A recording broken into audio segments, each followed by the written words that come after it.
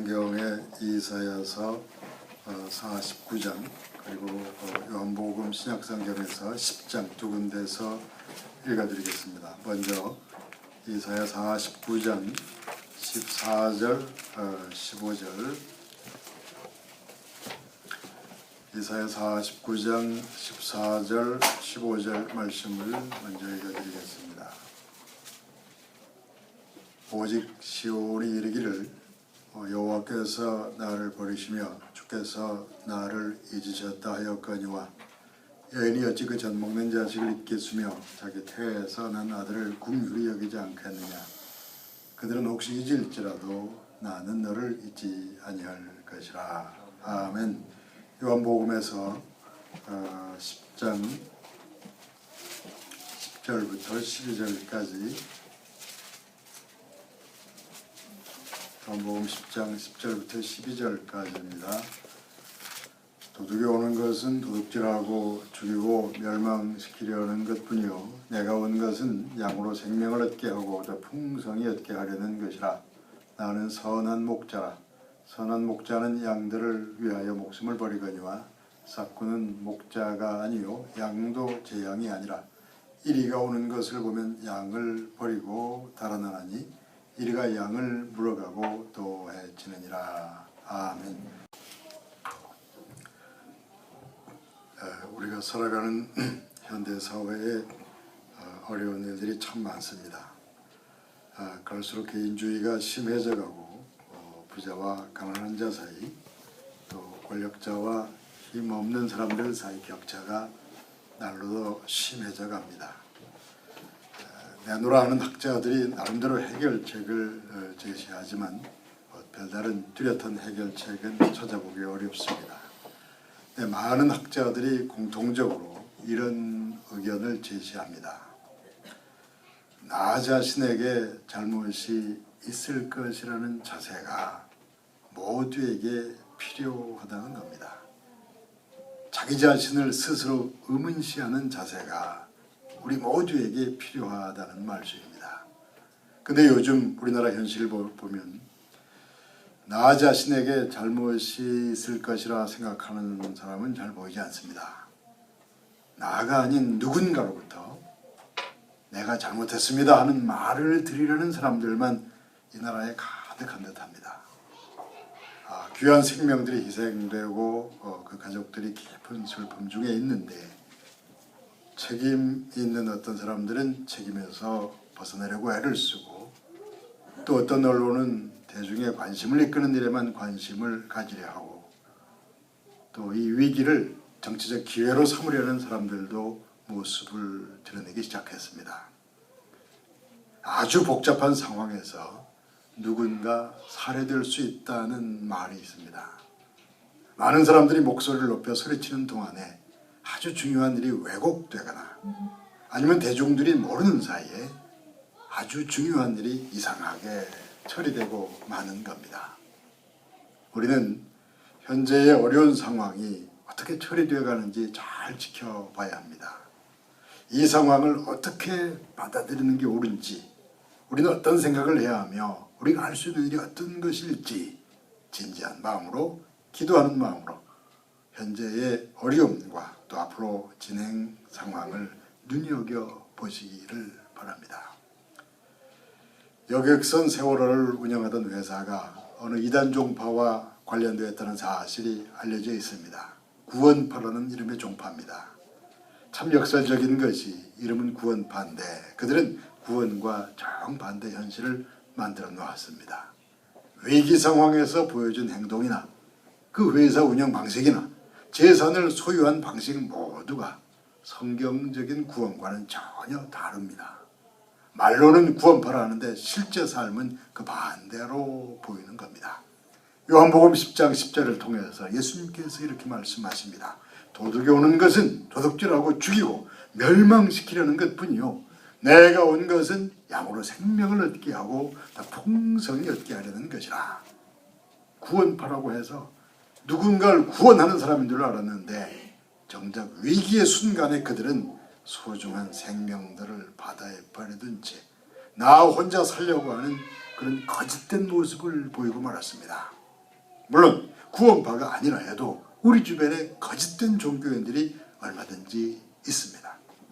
거짓된 종교인들은 겉으로는 진리를 말하면서도 실제로 중요한 순간에 가서는 도둑으로 나타납니다. 많은 사람들을 거짓된 길로 이끌어가다가 결국은 멸망하게 만드는, 구원과는 전혀 다른 길로 인도해가는 것입니다. 우리 주 예수님께서는 아주 중요한 위기의 순간에 스스로 십자가의 길을 선택하셨습니다. 그런 점에서 우리 어머니들은 예수님을 닮았습니다. 자기 자식을 위해서라면 언제든지 희생할 준비가 되어 있다는 의미에서 우리의 부모님은 예수님을 닮은 겁니다. 예수님의 부활에 대한 예언의 말씀으로 자주 인용되는 시편 말씀이 있습니다. 시편 16편 10절 말씀입니다. 이는 주께서 내 영혼을 수월해 버리지 아니하시며 주의 거룩한 자를 멸망시키지 않으실 것입니다. 주께서는 내 영혼을 수월해 버리지 아니하실 것이다. 하나님께서 나를 죽음과 어둠 속에 버려두지 아니하실 것이다. 거짓된 종교인들은 어둠의 세상 권세는 우리를 멸망과 죽음 속에 버리려 하지만 하나님께서는 결코 우리를 버리지 아니하신다는 말씀입니다. 오순절 날에 베드로는 예수 그리스도의 부활을 설교하면서 그 말씀을 인용합니다. 하나님께서는 우리를 절망과 죽음 속에 버려두지 아니하신다. 그 말씀대로 십자가에 돌아가신 예수님께서 사흘 만에 다시 사셨으니 우리가 바로 그 부활의 증인이로다. 그러니까 기독교 복음은 십자가와 부활의 복음이요, 하나님께서 예수 그리스도를 죽음과 무덤에 버려두지 않으셨다는 복음입니다. 기나긴 고난 중에 하나님은 우리를 잊으셨단 말하면서 원망하지만, 그렇지만 하나님께서는 우리를 버리지 않으시며 잊지도 않으신다는 것이 기독교의 복음인 것입니다. 이사야서 49장 14절과 15절이 이렇게 전하고 있습니다. 오직 시온이 이르기를 여호와께서 나를 버리시며 주께서 나를 잊으셨다 하였거니와 여인이 어찌 그 젖먹는 자식을 잊겠으며 자기 태에서 난 아들을 긍휼히 여기지 않겠느냐. 그들은 혹시 잊을지라도 나는 너를 잊지 아니할 것이라. 아기를 낳고 젖을 먹여 키운 어머니가 어찌 자신의 아기를 잊을 수 있겠는가. 어머니는 결코 자기 자식을 잊어버리지 않습니다. 설령 어머니가 자신의 아기를 잊어버린다고 해도 하나님은 너를 잊지 않으신다. 하나님은 너를 잊지 않으시며 너를 버리지도 않으신다. 그런 하나님을, 나를 잊지 않으시는 하나님을 온 세상에 전하려는 것이 성경 말씀이 의도하는 바입니다. 자신을 십자가 죽음에 내어주시면서 죄인인 나를 구원하시려는 예수 그리스도를 전하는 것이 기독교의 복음인 것입니다. 그런데 거짓된 종교인들, 그리고 이단 종파들은 예수 그리스도를 말하면서도 많은 사람들을 거짓된 길로, 죽음의 길로 이끌어갑니다. 입술로는 구원을 말하지만 사실상 그들은 하나님을 등졌고 진리를 버렸으며 진실을 등진 채 살아가는 것입니다. 그렇지만 하나님께서는 우리를 잊지 않으시며 우리를 버리지 않으십니다. 언제 어디서든지 주님의 말씀에 귀를 돌이키면, 그 말씀이 우리 안에 들어오면 우리는 진정한 구원과 생명의 길로 들어서게 되는 것입니다. 시편 27편 10절 말씀이 이렇게 전하고 있습니다. 내 부모는 나를 버렸으나 여호와는 나를 영접하시리이다. 부모는 자식을 버리지 않는 것인데, 설령 부모가 자식을 버리는 일이 있다고 해도 하나님께서는 너를 버리지 않으시며 잊지 않으신다는 말씀입니다. 그런데 우리 시대의 많은 기독교인들은 하나님을 잊어버린 듯이, 하나님께 버림받은 듯이 살아가고 있는 중입니다. 오히려 이단 종파로 알려진 사람들이 마치 그들에게만 하나님이 있고 진리가 있는 것처럼 적극적으로 살아가는 듯이 보입니다. 성도들의 믿음은 어두운 길거리에 버려지고 젊은이들의 희망은 점차 사라져가고 많은 생명들이 깊은 바다에 버려지는 이런 시대에 하나님은 우리를 잊으신 게 아닌가라는 질문에 대해서 어떤 대답을 할 수 있을 것인가? 이제 그의 대답을 말씀드리려고 합니다. 저는 가끔 여러분들에게 영화 이야기를 말씀드린 적이 있습니다. 언젠가 말씀드렸던 그 닥터 지바고 영화의 몇 장면을 소개해 드릴까 합니다. 그 영화는 의사이면서 시인인 그 지바고라는 사람에 대한 이야기입니다. 러시아 혁명 시기에 그 무신론적인 폭력과 혁명이 휩쓸던 시기에 인간의 소중한 정신세계가 어떤 어려움을 겪어야 했는지 그걸 잘 보여준 영화라 생각됩니다. 그 영화의 주인공인 지바고는 그 급성 심근경색 같은 병을 앓았던 것으로 보입니다.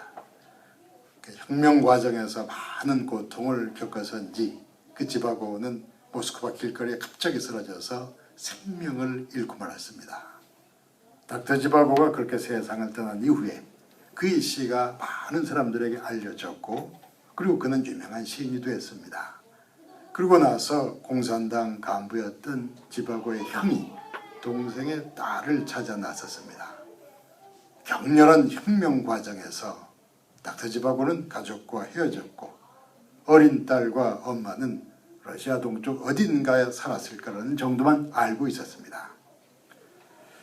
공산당 간부가 동생의 딸을 찾아다니다가 틀림없이 동생의 딸인 듯한 아이를 만나게 되었습니다. 그래서 그는 젊은 여성 노동자인 아이에게 이렇게 물었습니다. 너에게 아버지가 있었을 텐데 아버지에 대해서 기억나는 것이 없는가?